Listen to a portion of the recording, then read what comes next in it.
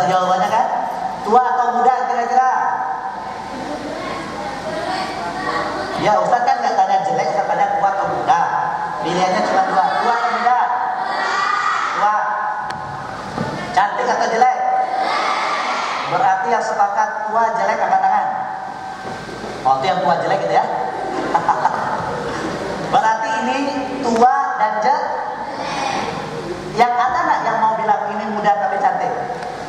Sekarang saya bantu dulu. Siapa tahu Anda bisa berubah pikiran. Mungkin tidak orang tua rambutnya hitam. Hair with high shine and gloss, full body and bounce, perfect healthy condition. Tua atau muda?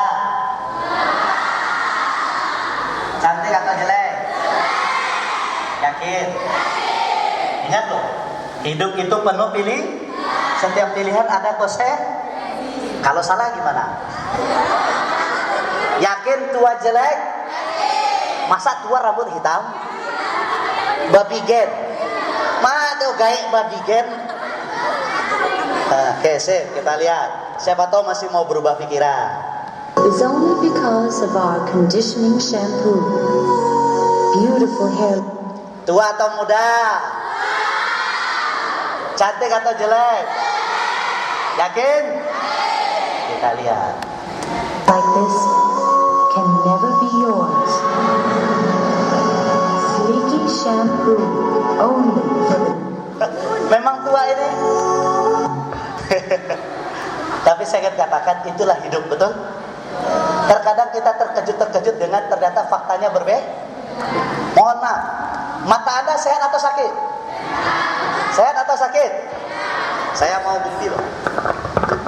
Benar sehat atau sakit? Telinganya sehat atau sakit?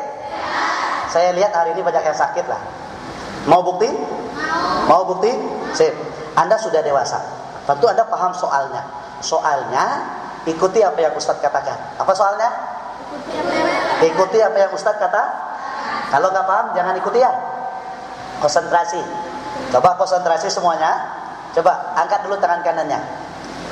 Soalnya ikuti apa yang Ustadz katakan. Ini untuk mengetahui mata sehat atau telinga sehat atau malah sebaliknya.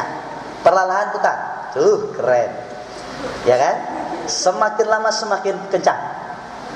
Konsentrasi. Perlahan-lahan. Usap dulu dagunya pelan-pelan. Dipukul-pukul dagunya. Keren, mantap. Turun ke sikunya. Usap-usap sikunya. Mantap. Naik lagi ke dagunya. Keren kan? Woi, dagu mah. Dagu mana? Tuh mangga kaca tuh. Banyak nan kanai lah siang ya. Coba lihat. Siku mana siku? Terus kenapa ini diusap? Ada yang tahu dia salah supaya nak nampak ada salahnya. Tapi mohon maaf loh sahabatku, dari awal semua kita sudah salah. Kan soalnya ikuti apa yang saya katakan. Ada saya nyuruh ikuti apa yang saya kerjakan. Itu mah angkat tangan.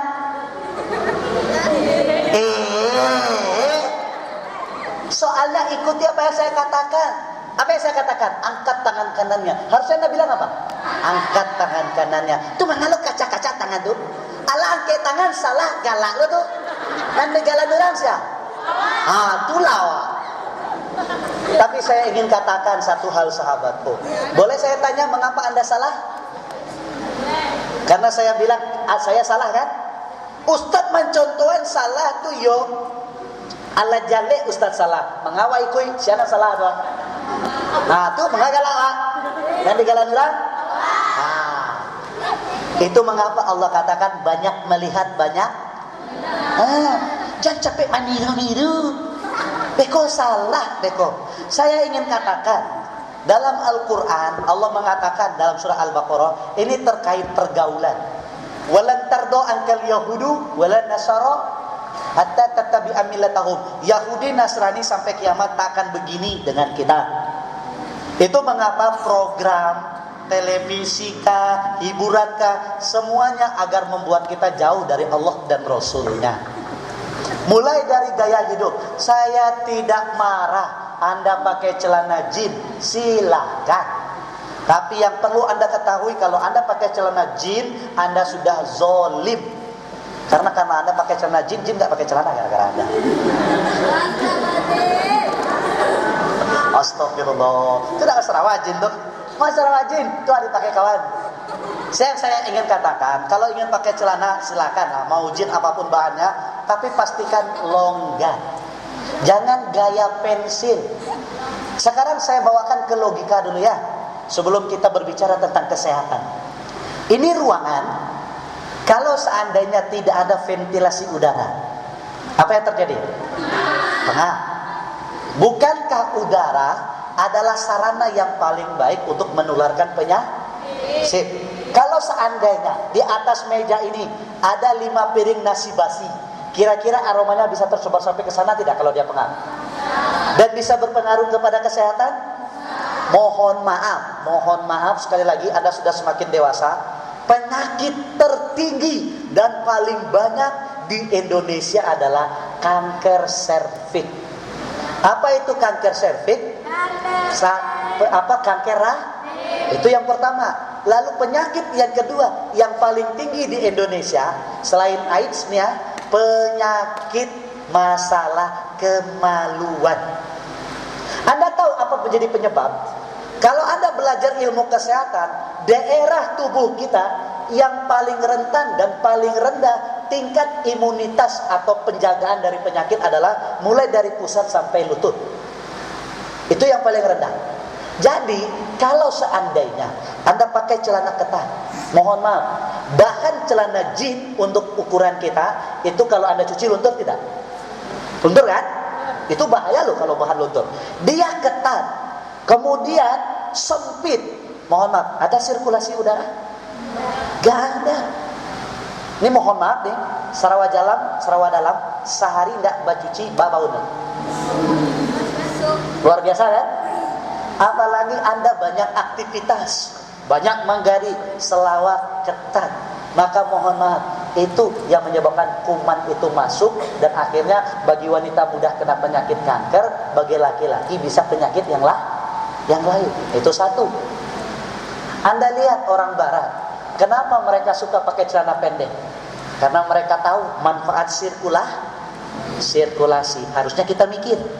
Itu yang pertama. Yang kedua, kalaupun mereka pakai celana ketat, suka mereka sobek-sobekin nggak? Sobek kan? Yang kedua, kalaupun mereka pakai celana ketat, kualitas bahannya sama nggak dengan kita? Nah, itu yang perlu Anda pahami. Jadi, jangan ikut lo, model koma, gaul koma, awak gaul mati, nyo gaul idui. Oh, lu gaul lah mau tuh. Itu satu. Belum lagi nanti kalau Anda naik motor. Nah, mohon maaf, ini khusus bagi yang wanita. Banyaknya terjadi pecahnya selaput darah. Ini kan wanita yang paham nih. Kan naik motor nih. Apalagi kalau awak lalu ke Malalo, negeri 1000 tanggul. Ya kan? Nih udah tuh, pakai celana ketat. Duduk. Mohon maaf, kalau itu sering Anda rasakan, maka itu bisa berimbas kepada rahim. Makanya bagi negeri yang sehat ada pakai tanggul nggak? Gak ada. Tapi mengapa di Indonesia banyak tanggul? Bil khusus untuk Sumatera Barat karena mungkin motor kencang. Tetapi tanggul yang banyak itu bisa berbahaya bagi wanita. Selain kecelakaan dan lain sebagainya. Jadi kalau pakai celana lepis itu yang salah satu pemicu pecahnya selaput darah. Akhirnya pas ketika Anda menikah, apa kata suami? Awak selingkuh yo. Padahal kita setia, tapi gara-gara itu. Tuh hati-hati itu. Itu program. Paham dong? Lalu yang kedua, kan ada laki-laki itu supaya gaul metal, anak mau rambut dan dipanjangan sengenek di belakang tuh. Jabrik kan? Mohon maaf, kalau Anda pergi ke Amerika Latin, khususnya Argentina dan Brazil, itu di situ mereka punya sebuah komunitas. Komunitas anak yang lahir ndak jaleh apanya. Di Brazil atau Argentina itu kumpul kebole atau kumpul kabau? Itu biasa bagi mereka. Makanya Anda lihat pemain bola siapapun, mau Ronaldo, mau Messi, punya anak tapi tidak menikah. Kan banyak tuh kan? Sebutlah semua pemain terkenal, ya kan? Ya kan? Lama sudah punya anak 2 baru sepakat nikah. Kalau enggak bisa lagi, maka namanya WAGS. Ya kan? Wife, istri, atau friend girl, apa tuh? Teman wanita. Bisa pacar atau apa begitu kan? Intinya itu. Siapapun nama pemainnya. Brazil itu nomor 1 penyakit AIDS tertinggi di dunia. Brazil. Karena luar biasa. Nah, anak-anak yang lahir apa indak jale, bisa korban pemerkosaan, bisa hubungan gelap dan sebagainya. Maka mereka yang tumbuh ini bikin komunitas. Apa ciri komunitas mereka? Bapanjangan rambutnya segede. Awak indak ngerti wah, supaya nampak gaul, bapanjangan lo. Kok sempat baika mereka latin akan curang meriatin. Apa ndak jale hal? Ndak kasih gua apa tuh? Ang sembarang sini kecil ang ada tumbuang kok.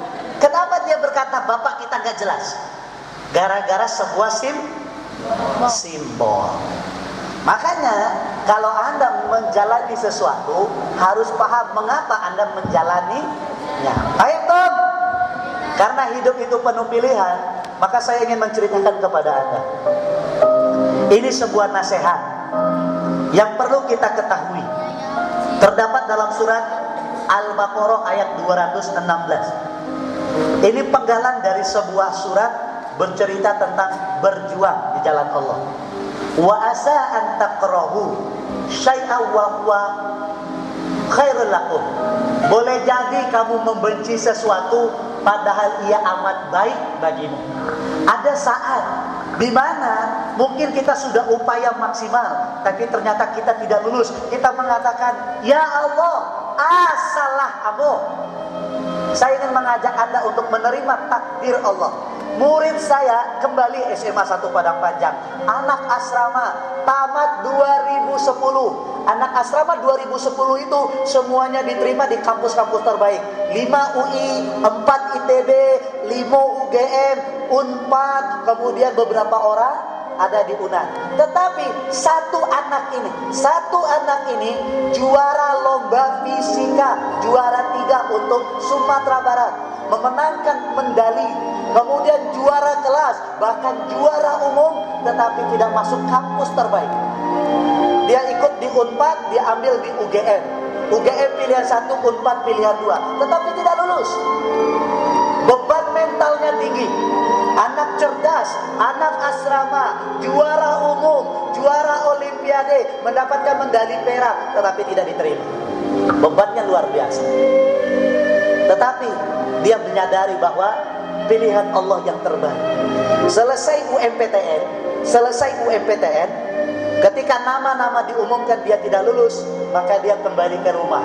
Pada waktu dia kembali ke rumah untuk kembali menata mentalnya, ternyata informasi STAN baru buka. Tahu STAN? Sekolah Administrasi Negara gitu kan? D1. Saya katakan kepadanya, disemangati oleh orang tuanya, coba siapa tahu di situ rezekinya. Maka apa yang terjadi sahabatku? Namanya keluar. D1 1 tahun. Untuk melanjutkan ke D2 atau minimal D3 atau S1 mesti menimba ilmu. Kemudian dia kerja ikatan dinas di badan logistik di Kota Padang, Bulog. Di Kota Padang di daerah Jalan Keterandam. Ternyata apa yang terjadi? Kinerjanya memuaskan. Maka pihak Bulog mengizinkan dia untuk bergabung di sini pada saat bersamaan untuk melanjutkan kuliahnya. Kemudian tamat D3, bekerja 1 tahun, lanjutkan lagi S1, dan semua itu dia jalani dengan uangnya sendiri. Begitulah rahasia yang Allah ajarkan. Wallahu ya'lamu wa antum la ta'lamun. Allah lebih tahu yang terbaik untukmu. Kenapa saya katakan begitu? Karena ibunya dan ayahnya berasal dari ekonomi biasa. Kalau jadi dia masuk UGM, berapa biaya kuliah yang mesti dikeluarkan? Itu yang pertama. Yang kedua, kalaupun dia tamat UGM, apakah ada jaminan langsung bekerja? Tetapi dengan masuk STAN sudah ada jaminan kerja. Dan D1 1 tahun tidak begitu memberatkan. Masuk bekerja pada saat bersama kuliah. Akhirnya dari pekerjaan itu yang dia menghasilkan uang, dan dari uang itu bisa menamatkan S1, maka beban keluarga pun bisa berkurang. Sekarang sudah menjadi pejabat, walaupun jabatannya baru tingkat kecamatan. Saya ingin katakan, boleh jadi kamu membenci sesuatu padahal kamu benci itu baik. Wa asa an tuhibbu, boleh jadi kamu menyukai sesuatu padahal yang kamu sukai belum tentu baik. Inilah hidup. Bahwa hidup itu penuh pilihan. Maka mulai lewati tangga-tangganya. TK, SD, SMP, SMA, kuliah, istirahat dulu, kerja, lanjut kuliah lagi, kerja, lanjut kuliah lagi, sampai Anda mendapatkan apa yang Anda harapkan. Maka saya ingin ingatkan kita semua sahabatku, kalaulah belajar itu bernilai ibadah atau sebuah pekerjaan yang mulia, maka saya ingin katakan bahwa prestasi adalah buahnya. Maka permintaannya adalah bagaimana caranya Anda berprestasi. Itu saja. Anda mendapatkan apa yang Anda pelajari agar tidak sia-sia, maka Anda jalani pekerjaan itu dengan penuh cinta, dengan penuh kesungguhan. Kenapa? Karena yang akan bahagia dengan apa yang kita kerjakan bukan orang lain, kita orang yang pertama. Dan ketika Anda bahagia, yakinlah orang-orang terdekat kita akan ikut kecipratan bahagia. Contoh, ketika seandainya seorang Yusuf sukses, lalu dipanggillah para orang tua murid untuk mendapatkan penghargaan murid-murid. Ketika dipanggil Yusuf, maka apa kata setiap orang tua? Anak siatu, anak siatu, anak siatu. Kira-kira apa jawaban bapak dan ibu kita? Bu, anak ambo, anak ambo, bu. Kira-kira bapak kita bagaimana perasaannya? Bangga? Mohon maaf, ketika dia pulang ke kampung, kira-kira dia cerita tidak? Ketika dihadapkan kepada saudara kita, adik atau kakak, kira-kira dia bangga tidak? Cali udang cali ya. Jadi adiang cali ya. Orang-orang terdekat akan kecipratan Lalu kalau Yusuf tumbuh menjadi dewasa, sukses, mohon maaf, ngelamar anak gadis orang, apa jawaban para calon mertua? Terima atau ditolak? Terima. Apalagi kalau Yusuf tidak punya saing. Tapi kalau sekarang Yusuf melamar, diterima atau ditolak? Nah, belum tentu diterima. Itu yang pasti. Ditolak saya tidak tahu. Maka bersungguh-sungguhlah, lakukan minimal sisa-sisa waktu kita di SMA Uswatun Wasanah ini dengan penuh cinta sebagai bentuk pengabdian, semuanya karena Allah Subhanahu wa taala, agar bernilai ibadah tidak sia-sia. Wa ma khalaqtul jin wal ins illa liya'budun. Allah tidak mau tahu apapun profesi kita, apapun kesibukan kita, yang penting bernilai ibadah. Yang kedua, mengapa kita lakukan dengan penuh cinta? Agar Rasulullah bangga dengan kita. Lalu dengan itu Rasulullah memberikan syafaat. Lalu mengapa kita melakukan dengan penuh cinta? Untuk membahagiakan mereka di masa tuanya. Saya ingin mengatakan sahabatku, pernah merasakan kekuatan sebuah cinta?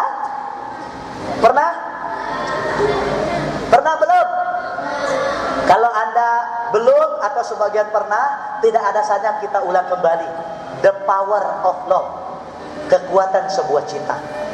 Kita ingin lihat sebuah video bagaimana hebatnya kekuatan dari sebuah cinta. Boleh nonton? Kita lihat. Boleh matikan yang di depan ini, Ustazah?